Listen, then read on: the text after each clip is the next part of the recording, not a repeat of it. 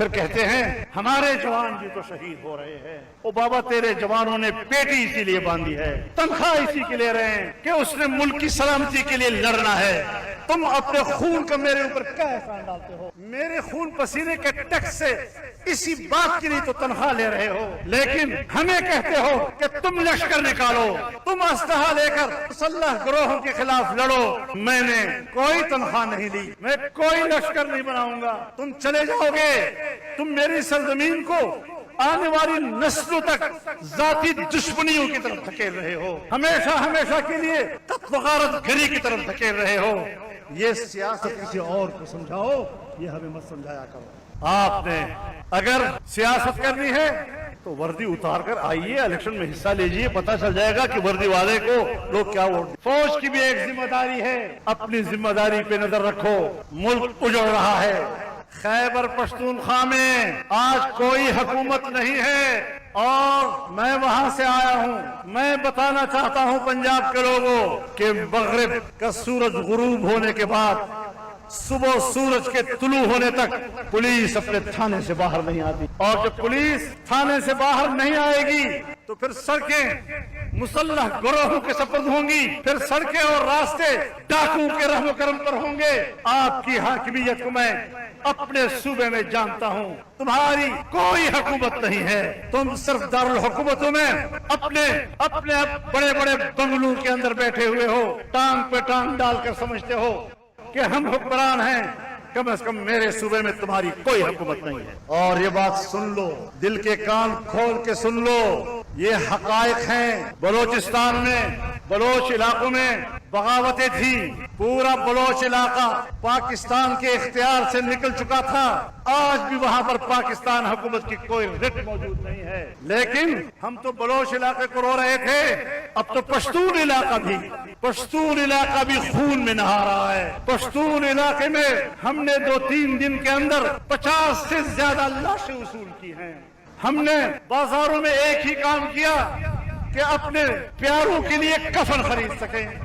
ہم نے صرف ایک ہی کام کیا کہ اپنے پیاروں کے جنازے پڑھ سکیں. یہ کیا پاکستان کی عوام کی قسمت میں ہے کہ ہم نے یہاں پر خون دے کر وقت گزارنا ہے.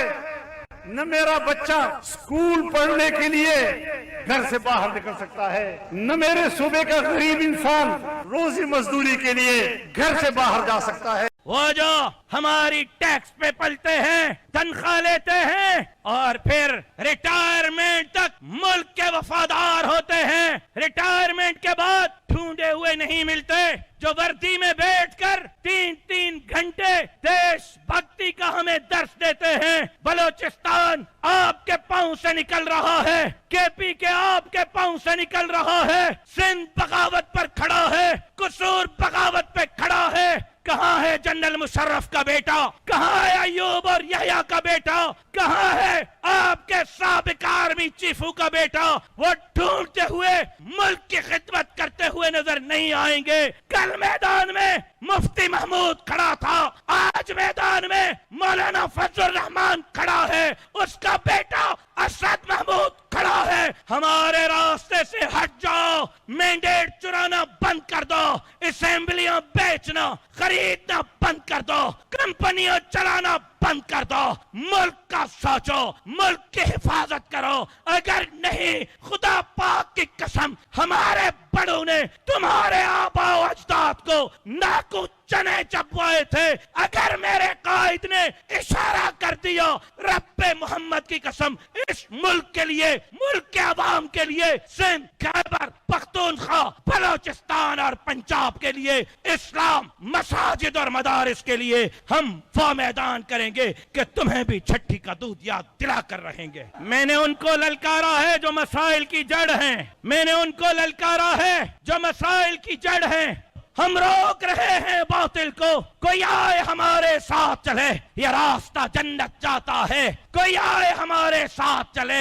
عمران خان کے اقتدار کا جنازہ بھی جمعیت کے ان ابابیلوں نے پڑھا تھا. انشاءاللہ تمہارے اقتدار کا جنازہ بھی مولانا فضل الرحمان کے امامت میں جمعیت کے یہ جیالے پڑھ کر رہیں گے انشاءاللہ. میں پاکستان کے, پنجاب کے کسان کو پیغام دینا چاہتا ہوں، میں پنجاب کے مزدور کو پیغام دینا چاہتا ہوں، آپ بے فکر ہو جائیے، وڈیروں کا، چودھریوں کا، سرداروں کا بھوت اپنے سروں سے اتار لیجئے، یہ جنگ جمعیت علماء اسلام لڑے گی۔ اگر تیرے گریبان میں کسی طاقتور کا ہاتھ پڑا، جمعیت علماء اس ہاتھ کو توڑ کر رکھ دے گی۔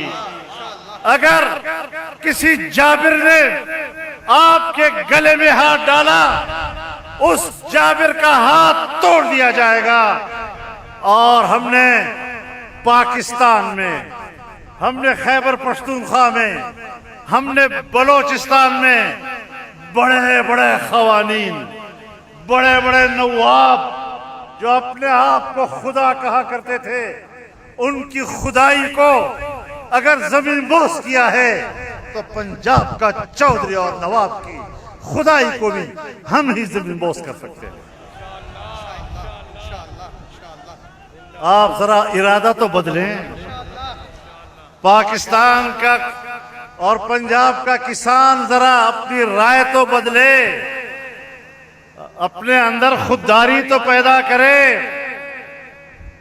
یہ لوگ تھانے کی سیاست کرتے ہیں، یہ لوگ پولیس سے مل کر تمہیں گرفتار کراتے ہیں، تھانوں میں پولیس کے ہاتھوں تمہاری تذلیل کرتے ہیں، اور پھر تذلیل کرنے کے بعد تھانے آ جاتے ہیں اور کہتے ہیں صحیح ہے تو ہمارا بندہ ہے، اس کو رہا کرو۔ بظاہر وہ آپ کا خیر خواہ بنتا ہے، لیکن آپ کی تذلیل کے پیچھے بھی اسی کی سازش اور اسی کی خواہش ہوا کرتی ہے۔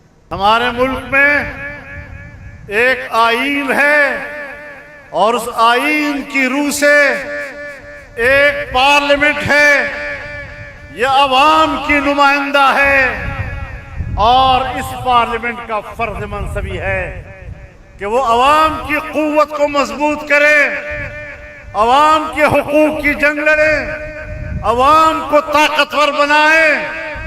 لیکن آج ہماری پارلیمنٹیں وہ مقتدرہ کی قوت میں اضافہ کر رہے ہیں اور عوام کو کمزور بنا رہے ہیں۔ پاکستان کے عوام